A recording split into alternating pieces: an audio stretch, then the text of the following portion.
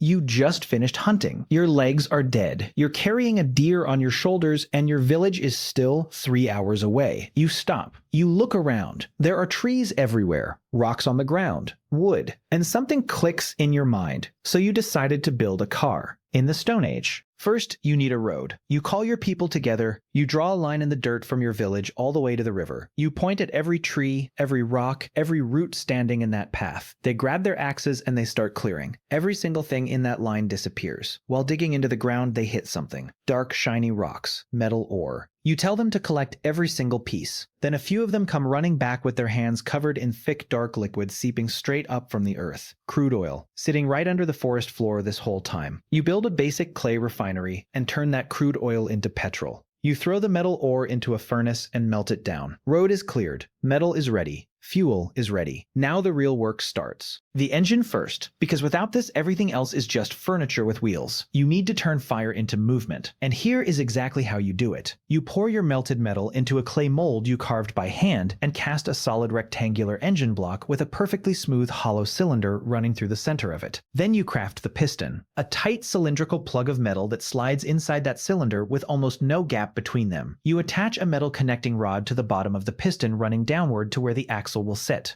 Now here is the moment everything comes together. Petrol enters the top of the cylinder. You introduce a spark. The fuel ignites instantly. The explosion has nowhere to go except straight down. It slams the piston downward with enormous force. That force travels through the connecting rod and rotates the axle below it. The axle turns the wheels. That is the entire secret of every single engine ever built by anyone in history. Controlled explosion turned into rotation. Nothing more than that. You test it before attaching anything else. You pour a few drops of petrol into the cylinder and strike two flints together above the opening. The explosion fires. The piston slams down so violently, the whole thing jumps in your hands. You were not ready for how powerful it was. How loud, how violent. You stand there staring at it for a moment, a metal block sitting in the dirt of the Stone Age that just turned fire into mechanical force. Nobody in the entire history of the world has done this before. You just did.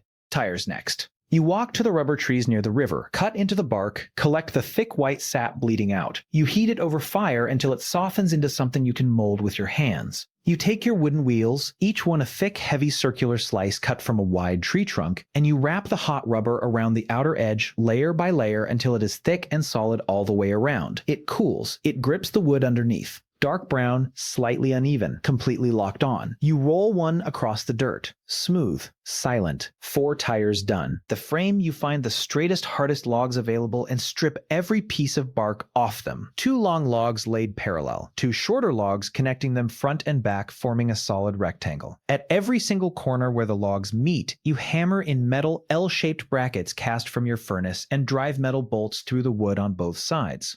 You grab the finished frame and try to shake it, twist it, pull it apart with everything you have. Nothing moves. Not even slightly. This frame will hold whatever you put on it. The seat, a wide, flat wooden plank smoothed down completely until there is not a single rough spot on it. Raised above the frame on 4 short, thick wooden legs and bolted down with metal bolts so it cannot shift in any direction. A flat wooden backrest bolted vertically behind it. You sit down on it, lean back, look forward down the road your people cleared. This is the driver's seat of the first car ever built, and it is a flat piece of wood. Perfect. Steering. You split the front axle into 2 separate metal rods, meeting at a central pivot point underneath the front of the frame. From that pivot point, you run 1 long metal rod upward and backward all the way to just in front of the seat where your hands naturally rest. Push it left, both front wheels angle left together. Push it right, they go right. That is full steering control from 3 pieces of metal and 1 pivot point. Now you put it all together. Both metal axles bolted underneath the frame front and back. 1 wheel locked onto each end of both axles with metal pins. Engine block mounted at the very front of the frame and bolted down through its base. Piston connecting rod running down through the frame to the front axle. Steering rod connected to the front pivot. Petrol poured into the fuel intake. You step back and look at the whole thing sitting on the ground for the first time, fully assembled. Wooden frame. Rubber wheels, metal axles, metal engine sitting at the front, steering rod running all the way back to the seat. It looks like nothing that has ever existed before in the history of the world, because it has not. Your people are standing around it, completely silent, staring at something their minds cannot fully process yet. You climb onto the seat. You grip the steering rod. You strike flint over the fuel intake. The petrol catches, the piston fires, the axle spins, the wheels roll. And just like that, you are moving through the forest. Down the road, your people cleared with their own hands. In the Stone Age. In a car, you built from scratch, with metal pulled from the ground and oil that was sitting under the dirt this whole time. 3 hours of walking just became nothing.